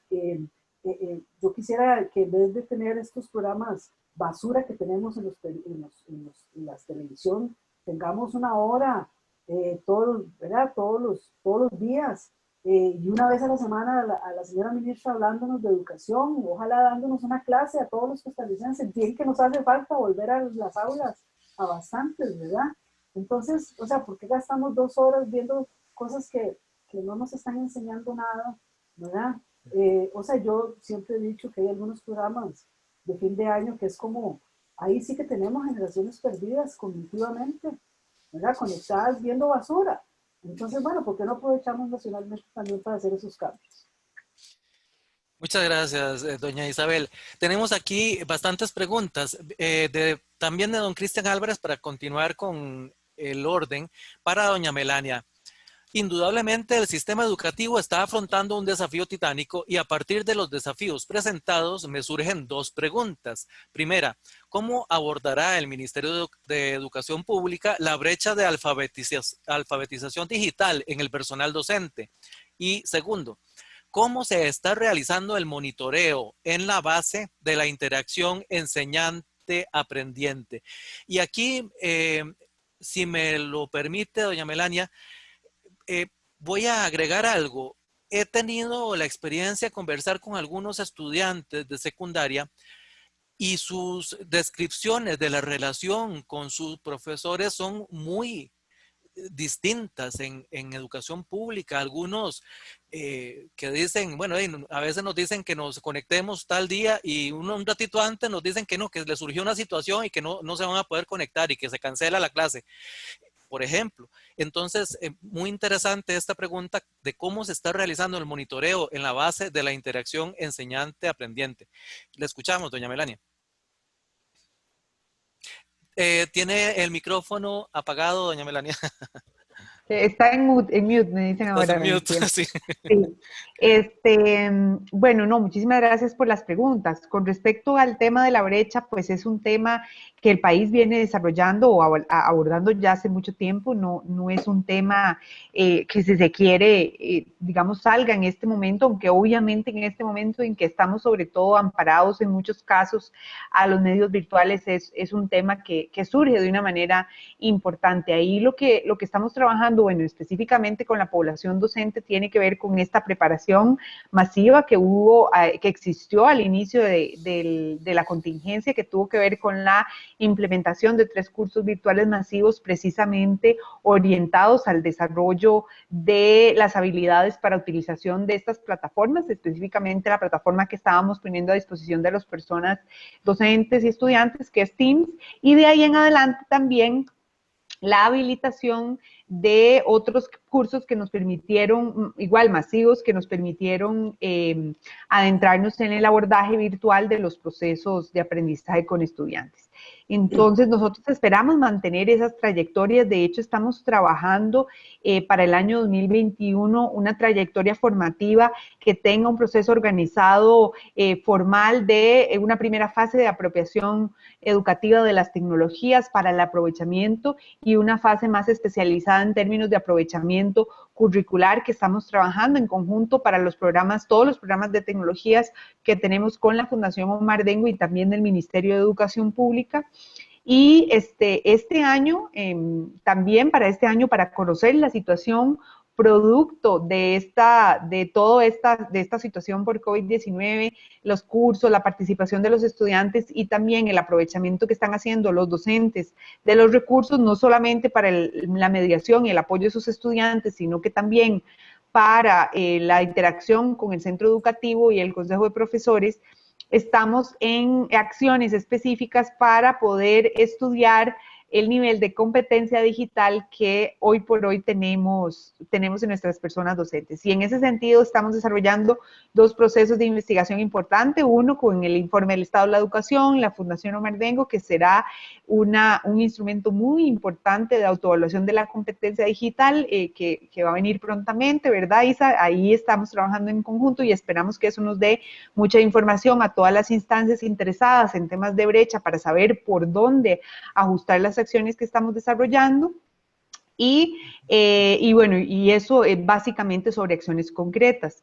Sobre lo que tiene que ver con el monitoreo de la interacción estudiante-alumno, estamos incursionando ya en las métricas de posibilidades de monitoreo de esas vinculaciones de uso de Teams de estudiantes y docentes.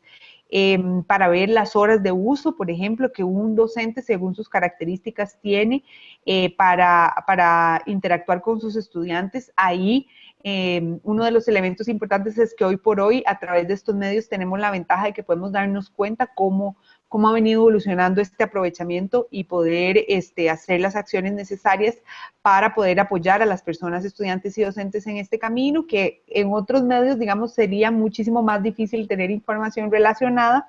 Pero desde luego que hay situaciones propias de la mediación y también del proceso de transición que están pasando nuestras personas docentes que no son mediadores virtuales y que no tenían necesariamente una formación consolidada en aprendizaje virtual o en mediación pedagógica por estos medios y que también están pasando por pues esta curva de aprendizaje, algunos con más éxito que otros, pero todos haciendo un esfuerzo muy importante que desde luego presentan pues desafíos importantes en este periodo.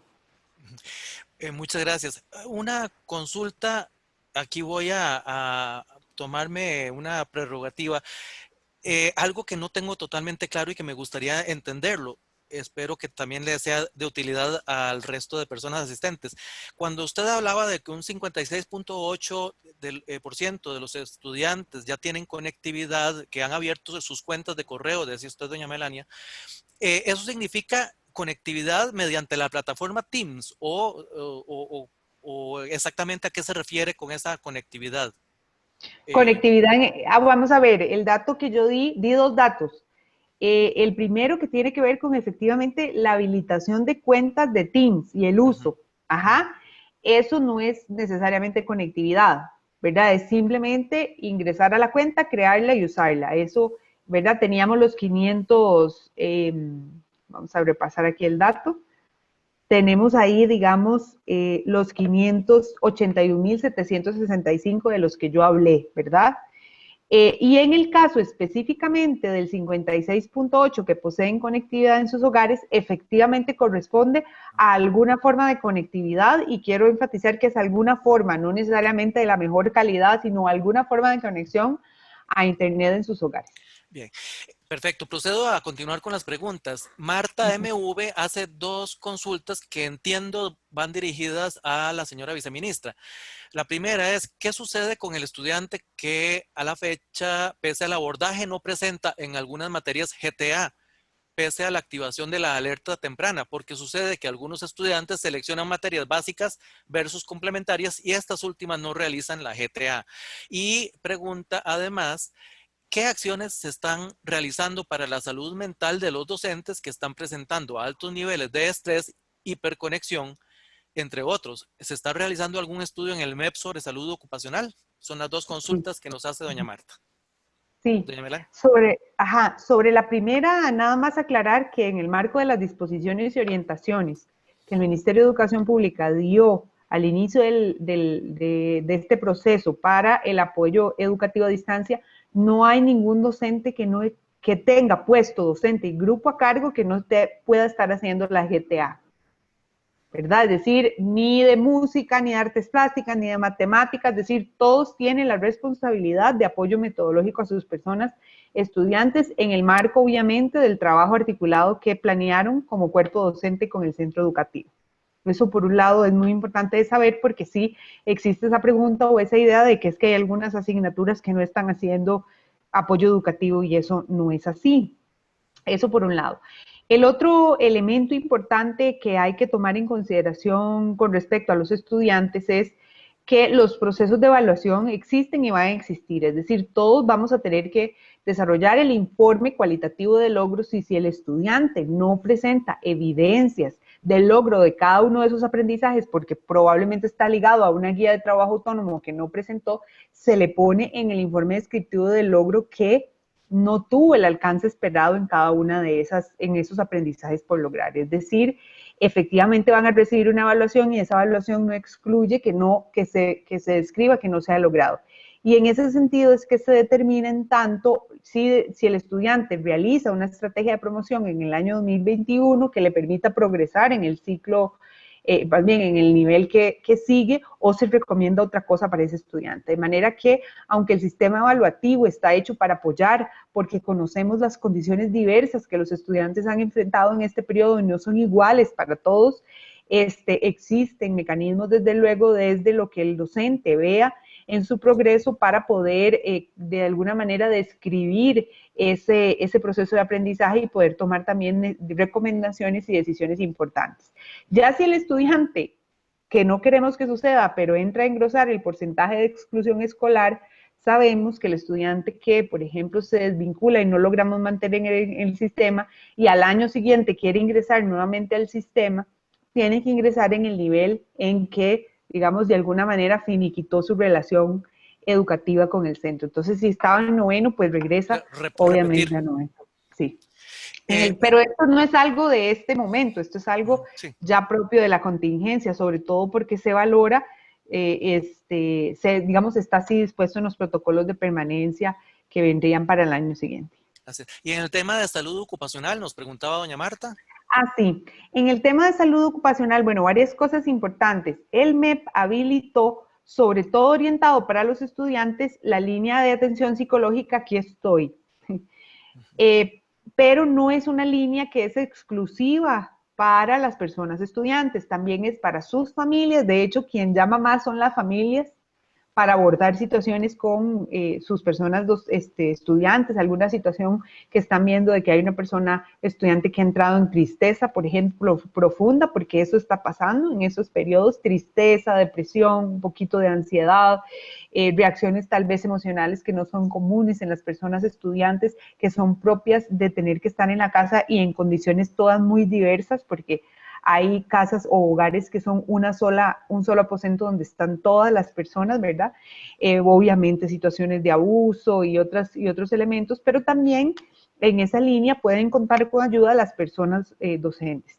Sin embargo, sí estamos trabajando específicamente estamos vislumbrando acciones y tenemos una gran solicitud por parte de las personas docentes que sí sienten que las jornadas laborales son nuevas para ellos, que son diferentes, que no es lo mismo. Yo misma como viceministra paso una cantidad de horas frente a esta pantalla que es muchas veces insostenible y he tenido también a veces que decirle a mis compañeros a las 9, 10 de la noche, vean, siento que ya no puedo más, esto cansa mucho porque, Claro. ¿verdad? O sea, estar conectados a esta cámara, inclusive he tenido que, ¿verdad? Y yo les digo, porque yo les recomiendo mucho a los docentes que conversan conmigo, hay que hacer ejercicios de profundidad visual, porque si no, tenemos problemas visuales, porque la cámara no permite la profundidad con que el ojo tiene que ver, digamos, hacia, ¿verdad?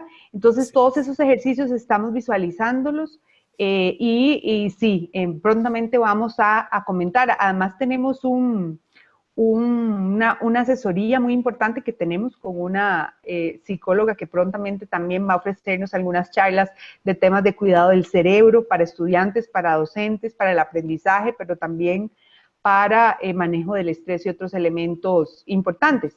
Entonces esperamos que eso pues pueda responder a todas y cada una de esas inquietudes de las personas docentes. Perfecto. Tenemos aquí más preguntas y nos quedan unos 20 minutos porque la actividad estaba programada con una duración de 2 horas. Vamos a ver, nos dicen por aquí, Analigia Echeverría, me gustaría saber si los profesores de educación física y artes plásticas o materias relacionadas también están dando clases virtuales, porque me parece que estas materias pueden ayudar mucho al manejo del estrés que pueden tener los estudiantes. Usted antes hacía referencia a A otras materias. todos, sí, en este caso todos tienen que estar, o sea, todos tienen responsabilidades de esta naturaleza, sin Bien. excepción. Bien, don Gustavo Brade Salazar pregunta, por un lado, ¿cómo podemos ayudar en el tema de fortalecimiento de los procesos educativos desde los consejos municipales? Muy importante, y creo que antes doña Isabel hacía una referencia a esto, las municipalidades, una función más allá de megafonear avisos.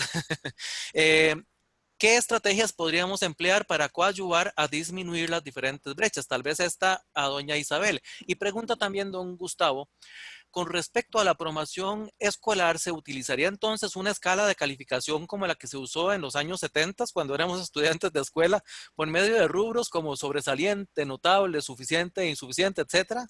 ¿Cómo se haría para decidir si accede al siguiente nivel? Entonces, tal vez comencemos con doña Isabel en el tema este de las municipalidades. ¿Cómo pueden contribuir en el fortalecimiento de los procesos educativos?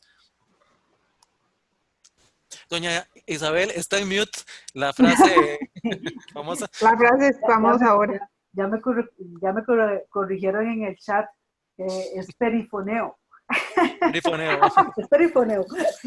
No, nada más para complementar a doña Melania y a la pregunta anterior, cuando se hace recientemente un estudio en América Latina con 18 países sobre el tema este de las iniciativas gubernamentales de apoyo a los docentes en el marco de la pandemia, entre las principales respuestas está el tema de los recursos digitales como la principal respuesta que están dando los países, ¿verdad? Y los cursos en línea. Es mucho menor el tema de la contención emocional de los docentes y efectivamente es un tema importante. Tal vez una buena práctica, nada más lo menciono, es el caso de Uruguay, donde el Departamento de Formación Sectorial de Gestión Humana, bueno, de un órgano que ellos tienen, lo que ha ofrecido son cursos virtuales en temas de promoción, salud mental y prevención de la salud. ¿verdad? Me parece que es como una buena práctica interesante en términos de no solamente dar cursos en términos de lo digital, sino también cursos de salud Claro. y prevención. Eso es me parece que es como de las prácticas que más se destacan en este estudio que estoy leyendo. En el tema de vamos a ver, en el tema de las municipalidades, paso número 1, sentarse con doña Melania, ¿verdad? Para coordinar. Sí. Sí, porque, a ver, yo creo que en los municipios y en el Estado de la Nación nosotros hemos venido haciendo un análisis sobre el tema de la inversión social. Una de las cosas que hemos encontrado es que efectivamente los municipios tienen un enorme potencial no solamente de recursos, ¿verdad?, para apoyar a los estudiantes, especialmente los más vulnerables, sino pues recordar que el municipio es lo más cercano que tenemos a nuestras casas, ¿verdad? Hoy por hoy quizás estamos devaluando más nuestro espacio local y los municipios no pueden escaparse de esto. Yo creo que cada municipio tiene en su cercanía y bueno, en su espacio territorial ese conjunto de escuelas, y hay consejos, ¿cómo se llama la figura, doña Melania, a nivel de espacios territoriales de los colegios y las escuelas, ¿verdad?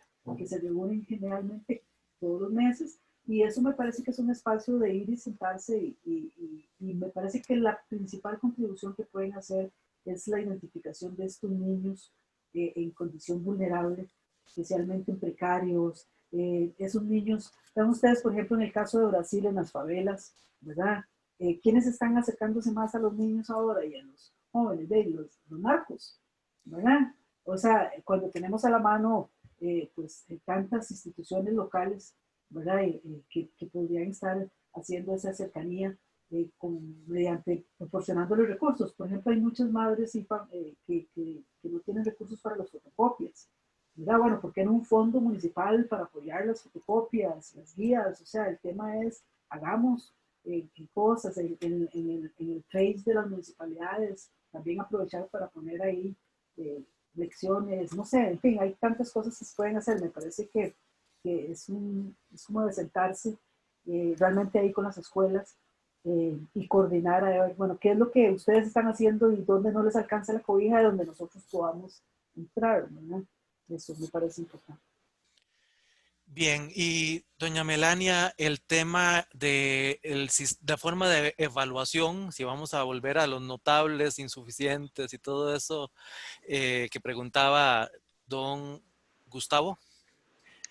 Sí, bueno, quizás tal vez comentar y un poco, agrandar un poco la respuesta que daba Isabel con respecto a las municipalidades, y es que veamos que en comunidades educativas donde vemos prácticas exitosísimas, por ejemplo, yo tengo un excelente ejemplo del CTP León Cortés, lo que ha hecho con sus estudiantes, ya tengan acceso o no, pero vemos también una región y comunidad de una municipalidad organizada, ¿verdad? Es decir, es muy importante todas y cada una de las fuerzas vivas de la comunidad para apoyar a hacer el centro educativo un eje muy importante de desarrollo educativo, pero también de desarrollo económico y social. Por ejemplo, nosotros el año entrante vamos a tener que hacer esfuerzos muy importantes de nivelación de los aprendizajes, porque no hay las municipalidades contribuyendo, por ejemplo, con escuelas los sábados, ¿verdad?, en donde haya tutorías específicas, ¿verdad?, y la municipalidad organice y apoya a los centros educativos de la región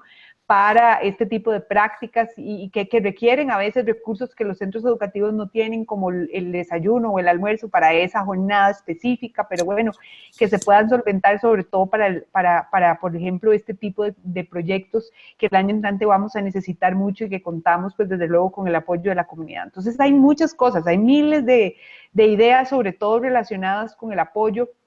Hay escuelas municipales muy interesantes de desarrollo musical, ¿verdad?, que contribuyen mucho a la disciplina y a las habilidades de los niños, de modo que la cuestión es sentarse, como dice Isabel, y ver ideas y ver qué necesitamos y hacer proyectos de intervención y acción social muy importantes para nosotros en este momento. Libros de lectura.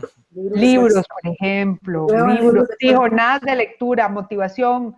Recordemos que aprender a leer y escribir y desarrollar este interés por la lectura es ya de por sí, digamos, un avance importantísimo para el desarrollo cognitivo, porque es que se aprende, es una base importantísima para muchas otras cosas que se aprenden en el mundo y en la vida. Entonces, Esto es un elemento. Ahora, volviendo al tema de las calificaciones, que me hace mucha Perdón, gracia. doña Melania, un paréntesis, una publicidad en esto que mencionaba de la lectura. Nuestra fundación está con un programita junto con el Club de Lectores que se llama Contámelo. Todos los viernes tenemos a un cuentista o a una cuentista o escritor nacional que cuenta un cuento en un video y para promover el hábito de lectura entre los estudiantes, no solamente entre nuestros becados, sino es accesible a cualquier otra persona, porque justamente este es uno de los hábitos que hay que reforzar en estos tiempos tan difíciles. Bien, perdón por la interrupción, doña Melania.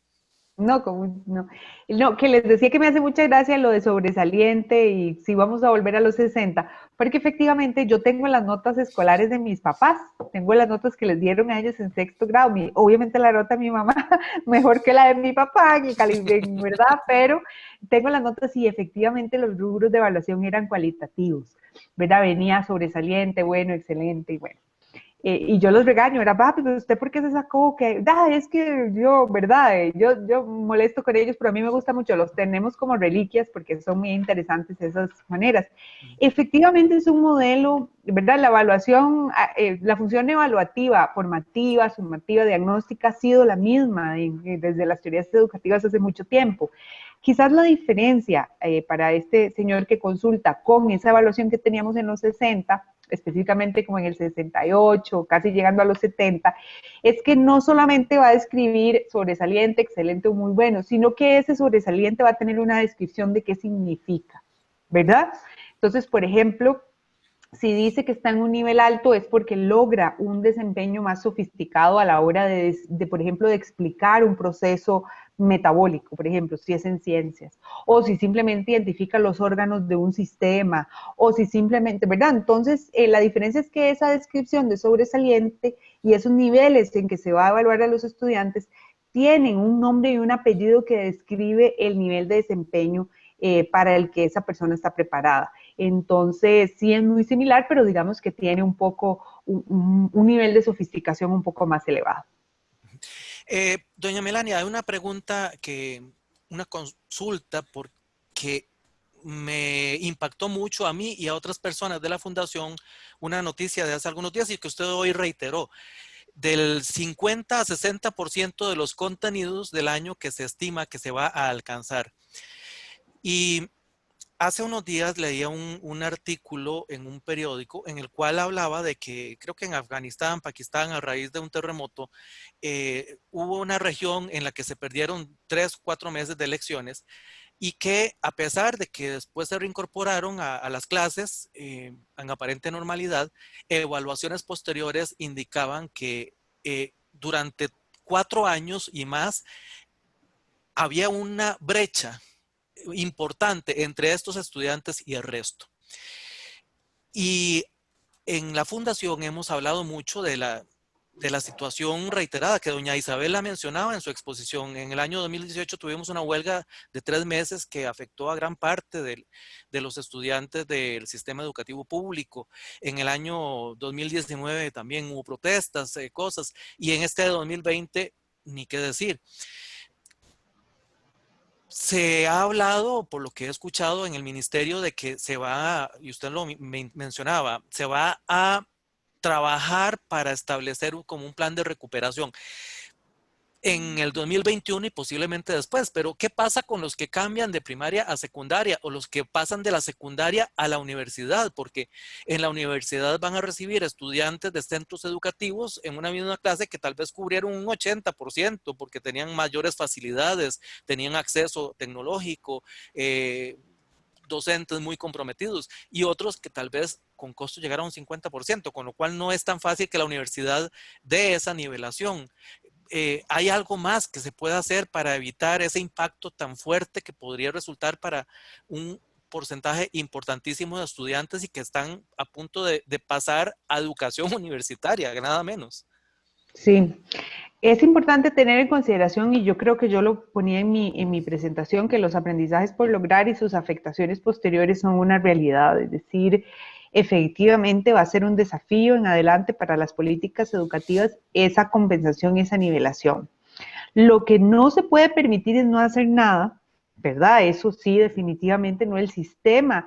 Y en este momento que eso es de lo que estamos tratando de terminar de planificar muy bien para el año entrante, cómo va a ser este primer semestre de compensación y de nivelación para todo el sistema en general, no solamente para los que salen de a la universidad, pero ya voy a hablar un poquito de esa población en específico.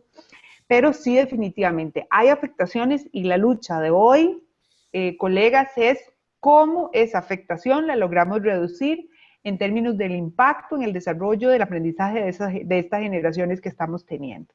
Esa es como las acciones inmediatas. Y toda la maquinaria, la ingeniería que el país, no solamente a través del sistema, sino como veíamos ahora, las municipalidades, las universidades y las fundaciones, por ejemplo, como ustedes, puedan apoyarnos en esos procesos estratégicos de nivelación curricular y, ¿verdad? Y como decíamos, de aprovechamiento educativo del tiempo, y en eso es muy importante. Yo siempre llamo al tema de capacitación. Yo no puedo en años venideros, al 2021-22, darles 40 horas a los docentes para que salgan a una capacitación en un centro de formación, por ejemplo. Tenemos que ser coherentes con que el tiempo lectivo es valiosísimo en este momento, y ese tipo de acciones son las que tenemos que hacer. Es decir, tiene que haber un plan dirigido y realmente orientado a esa nivelación. No hacerlo puede ser lo que genere, digamos, realmente que ese desafío lo veamos como resultados, como lo vieron pues en Afganistán en años venideros y en generaciones venideras. Y aunque pueda haber un impacto, lo que estamos tratando es reducir el impacto, ¿verdad?, de esa situación. Con respecto a los estudiantes, ¿qué es lo que estamos haciendo? Los que van para la universidad. Ahí estamos haciéndole un planteamiento y ya lo estamos trabajando. Estamos empezando con la Universidad de Costa Rica a través de su vicerrectoría de docencia para poder formular en el marco de los programas de extensión universitaria para los meses de enero y febrero, es decir, en verano, ¿verdad?, del ingreso a la universidad, ciclos nivelatorios en que los estudiantes puedan entrar a nivelar precisamente los aprendizajes pendientes de manera intensiva. De modo que, por ejemplo, los aprendizajes en matemática pendientes estarían siendo retomados en esos ciclos nivelatorios en todo el país, que esperamos terminar o finiquitar esa estrategia de trabajo con la universidad, y de la misma manera hacerlo con la Universidad Estatal a Distancia, con el TEC, con la UNA, con la UTN, ¿verdad? Que también, y debe decir que en esto más bien, ahora que estamos trabajando con la UCR, más bien han sido las propias universidades que están ahí atentas diciéndonos, bueno, ya lo anunciaron, pero ¿cuándo nos reunimos? ¿Dónde están? Es decir, ya todo el mundo está muy ansioso de reunirse con nosotros, que les demos como un poco el panorama de cuál es el estado, la situación de los estudiantes para poder generar acciones desde sus áreas de expertise, y ahí pues la recepción ha sido positiva y tenemos esperanzas de que haya acciones concretas para esa población estudiantil que ingresa a la universidad. Hay una que ya se está haciendo este año, que es la profundización de algunas áreas curriculares a través de un proyecto que sí tenemos con la Universidad Latina, que generó un proyecto de responsabilidad educativa para apoyar al sistema educativo público se llama Camino a la U, que lo lanzamos esta misma semana. Ya en el lanzamiento había más de 2,000 estudiantes que quieren tener reforzamiento curricular para el ingreso a la universidad. Entonces ya existe esa opción para las personas estudiantes y estamos, digamos, en ese camino. En el caso de los que pasan de sexto grado a séptimo año, ahí vamos a tener igual un plan estratégico de intervención con docentes específicamente de ese año, que va a dar séptimo año el año entrante para hacer esa articulación curricular y esperamos que con el apoyo a las personas docentes, con plantillas de articulación que estamos también generando, porque el docente tiene que saber cómo amalgamar adecuadamente esos procesos, podamos hacer una intervención realmente orientada y dirigida a esa situación que tenemos que enfrentar. Excelente. Hay unas preguntas más, vamos a ver. Aquí está doña Isabel. Sí, es que fue un corte, no fue un corte comercial, fue un corte de luz. Caramba. ¿Qué trata? Aquí Román pregunta, ¿podría la señora Isabel Román ampliar un poco más sobre el tema de la flexibilidad mental y el equilibrio emocional? Y aprovecho esta consulta para mencionar que en el tercero de los foros que tenemos organizados para de hoy en 2 semanas, vamos a abordar también el tema psicológico, porque hemos pedido al Colegio de Psicólogos que nos ayude con una participación.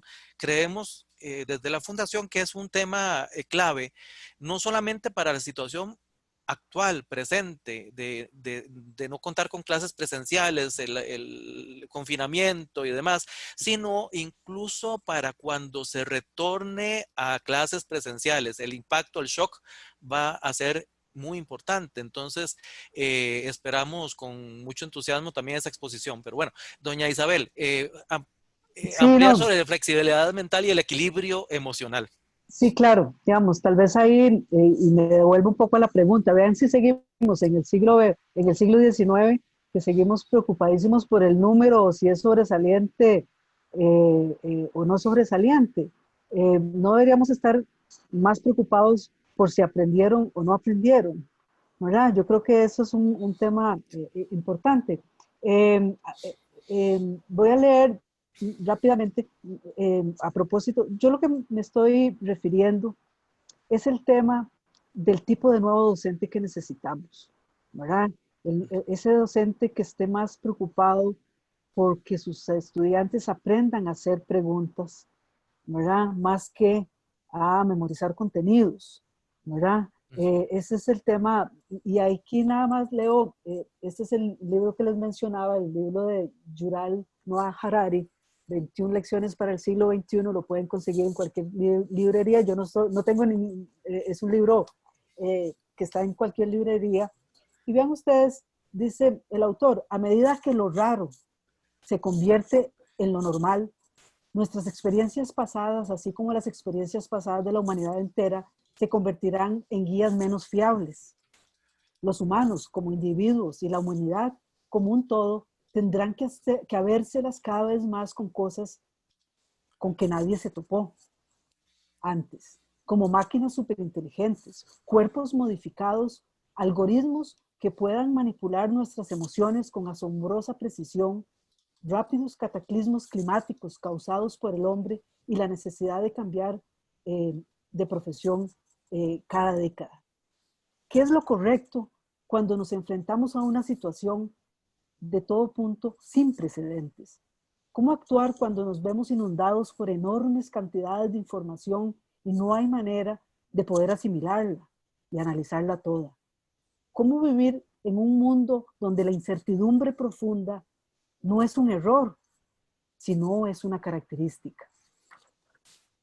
Para sobrevivir y prosperar en semejante mundo, necesitamos muchísima flexibilidad mental y grandes reservas de equilibrio emocional. Tendremos que desprendernos de manera rápida de algo de lo que mejor conocemos y sentirnos cómodos con lo desconocido. Por desgracia, enseñar a los chicos a aceptar lo desconocido y a mantener su equilibrio mental es muchísimo más difícil que enseñarles una ecuación de física o las causas de la Primera Guerra Mundial. No podemos aprender resiliencia leyendo un libro o escuchando una conferencia. Los mismos profesores suelen carecer de flexibilidad mental para el siglo XXI, que exige el siglo XXI, porque ellos son el producto de un sistema educativo antiguo. ¿Qué quiero decir con esto? Vean ustedes qué interesante. El tema es que realmente necesitamos hacer saltos cualitativos. Saltos cualitativos y aprender a hacer preguntas. Y yo creo que las soluciones educativas empiezan con preguntas con sentido, ¿verdad? Y la pandemia nos está dando esta oportunidad. La pandemia nos acercó de repente y nos dimos cuenta que ya estábamos en el siglo XXI para los que no nos habíamos dado cuenta. Así es. Bueno, muchas gracias. Quería avisarles que la doctora Melania Brenes, la señora viceministra, tenía que retirarse hace bastante rato, entonces ella me estaba indicando que la disculpemos. No quería que se fuera sin antes mencionarle un comentario que hay de doña Irma Arguedas, que indica que un reconocimiento al MEP, que ha habido muchos esfuerzos en estos meses tan difíciles.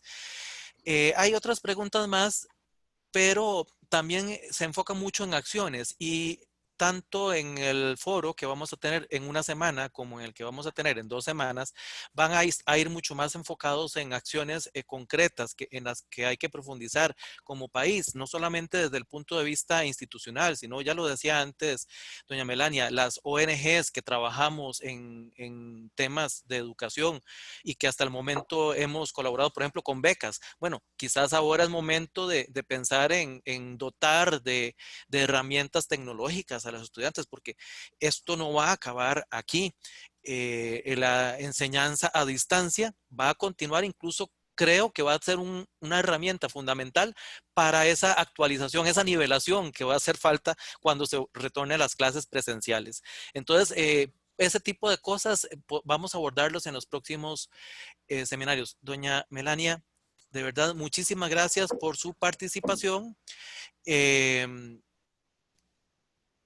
Quedamos muy agradecidos y comprometidos como siempre para seguir trabajando en conjunto y en coordinación con el ministerio para tratar de sacar al país adelante, porque este tema es un tema país definitivamente. Así es, muchísimas gracias por la invitación, muy complacida.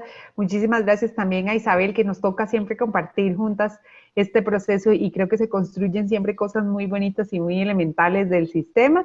Y bueno, y gracias también a los que han hecho sus preguntas y sus comentarios. Gracias también a doña Irma por ese comentario. Efectivamente, hemos tratado de hacer todo lo que ha estado dentro de nuestras posibilidades en un momento tan difícil como este y esperamos pues realmente que esto tenga resultados positivos de reducción de cada uno de estos desafíos y logros positivos, sobre todo sobre nuestras personas estudiantes y en reconocimiento pues también del trabajo que hacen las personas docentes que yo particularmente, saben, admiro mucho y también reconozco mucho. Muchísimas gracias. Si hubiese alguna otra pregunta que haya quedado sin responder, vamos a retomarla y se la enviaremos por nuestra cuenta, sea a doña Isabel o a doña Melania. Les recuerdo que dentro de una semana vamos a tener una nueva edición, una segunda parte de este foro virtual. Una persona del ministerio que está aún por definir, me indicaba ahora doña Melania, también va a participar, y el profesor Félix Fernando Solís Cortés, maestro en tecnología educativa de la Universidad Autónoma de Baja California, México. Y el tema va a ser herramientas digitales para la educación. No sé si logran ver el afiche en pantalla. Este tema de las herramientas digitales para la educación, como les decía antes, es especialmente importante en esta coyuntura actual. Doña Isabel, agradecidísimos con usted también, como siempre, por su generosidad con su tiempo y con la claridad de su exposición, y a todas las amigas y amigos que nos han acompañado en esta tarde, en este foro Congreso 100% Alcole versión digital 2020. Muchas gracias, un placer y un honor tenerlos con nosotros. Muchas Que gracias. pasen buenas noches. Que tengan lindo fin de semana. Igualmente.